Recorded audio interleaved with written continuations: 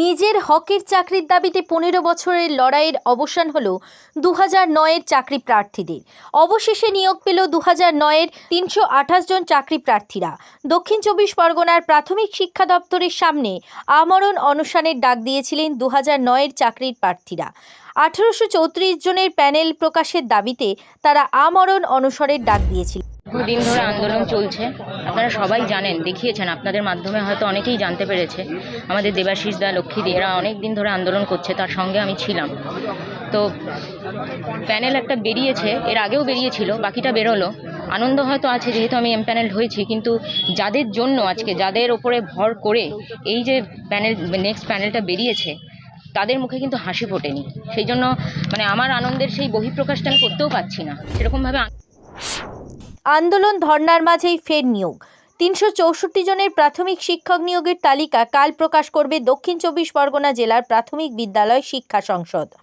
বামেদের সময় 2009 সালের নিয়োগের প্যানেলে প্রকাশ করবে দক্ষিণ চব্বিশ পরগনা জেলা প্রাথমিক বিদ্যালয় শিক্ষা সংসদ। ইতিমধ্যেই এই জেলায় 1500 শিক্ষক নিয়োগ হয়েছে। বাকি 364 নিয়োগ শিক্ষা ব্যবস্থার নিয়োগ নিয়ে বিরোধীরা কুৎসা আর অপপ্রচারের রাজনীতি করতে ব্যস্ত। অন্যদিকে তৃণমূল সরকার যত দ্রুত সম্ভব নিয়োগ সংক্রান্ত জট কাটিয়ে যোগ্য প্রার্থীদের চাকরি দিতে চাইছে। রাজ্য সরকারের সদর্থক চিন্তাভাবনার আরও এক বাস্তবায়ন হলো আজ। তৃণমূল মুখপাত্র কুণাল ঘোষ জানান, দক্ষিণ চব্বিশ পরগনা জেলার একটা প্যানেল, এটা দীর্ঘ ডিসপিউট, দীর্ঘ জটিলতা ছিল। পরবর্তীকালে আন্দোলনকারী দেবাশিস কোথায়, আন্দোলনকারী দিদিভাই কোথায়, ওনারা যোগাযোগ করেন এবং ওনারা নিয়মিত যোগাযোগ রেখেছিলেন। এরপরে ওনাদের বিষয়টা বোঝার পর আমি সংশ্লিষ্ট দপ্তরগুলির সঙ্গে একটা আলোচনা শুরু করি। এর পরবর্তীকালে এটা মোট শূন্যপদ ছিল 1834। তো 1834-এর মধ্যে প্রথম দফায় 1500 চাকরি নিয়োগ হয়েছে, বাকি ছিল 328। তো গত কয়েকদিন আগেও দেবাশিসরা গেছিলেন।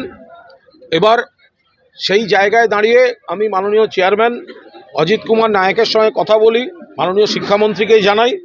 তারপর মুখ্যমন্ত্রীর নির্দেশে এই জটটা খোলার জন্য শেষ পর্যন্ত আজকে বাকি প্যানেলটা অর্থাৎ 328 সেটা এরা ডিপিএসসি থেকে ঘোষণা করে দেয়া হলো। এবার এখানে যারা আন্দোলন করছেন তারা আন্দোলন করছিলেন। এখানের একটা আন্দোলনের একটা ট্র্যাজিক ব্যাপার হচ্ছে যে শূন্যপদ হচ্ছে 1834। এবার হয়তো পরীক্ষা দিয়েছেন, সফলভাবে পাশ করেছেন 3000 জন, কথার কথা বলছি, কিন্তু শূন্যপদ তো 1834, আপনি তো তার বাইরে যেতে পারবেন না।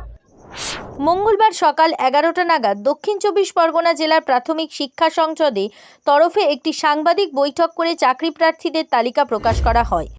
ফলে যারা আন্দোলন করছেন তাদের আন্দোলনের চেষ্টায় হয়তো এখনো পর্যন্ত অন্য কারোর মুখে হাসি ফুটেছে, কিন্তু লড়াইটা এরা করছেন।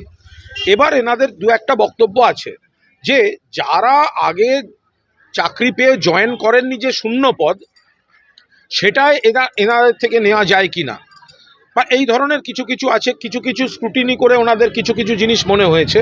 তো সেটা আমি ওনাদের তরফ থেকে চেয়ারম্যানকে জানিয়েছি। চেয়ারম্যান জানিয়েছেন ওনাদের ডেপুটেশনটা দিলেই এই বিষয়ে তিনি তার ল অফিসারদের কাছে পাঠিয়ে দেবেন, লিগ্যাল ডিপার্টমেন্টে পাঠিয়ে দেবেন।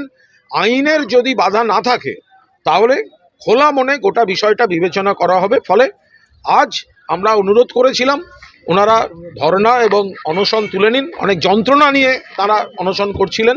ওনাদের যন্ত্রণার প্রতি পূর্ণ সহমর্মিতা জানিয়ে এক ধাপ সরকার পুরো প্যানেলটাকে কমপ্লিট করেছে। এবার তার ফাঁকে যেগুলো রয়েছে সেগুলো নিয়ে ওনাদের যা বক্তব্য আছে ওনারা ডেপুটেশন দিলে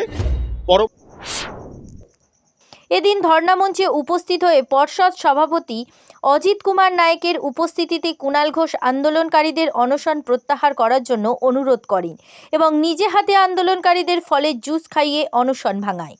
ব্রেনিয়াক হেরিটেজ স্কুল, সরিষা মহিলা বিশ্ববিদ্যালয়ের বিপরীতে রাজ্য সরকারের দ্রুত ব্যবস্থা কবে মিটবে? রিসর্ট বালুচর, পাতিবুনিয়া নাম এখন শুধু সময়ের অপেক্ষা। ব্যুরো রিপোর্ট, জেলার বার্তা।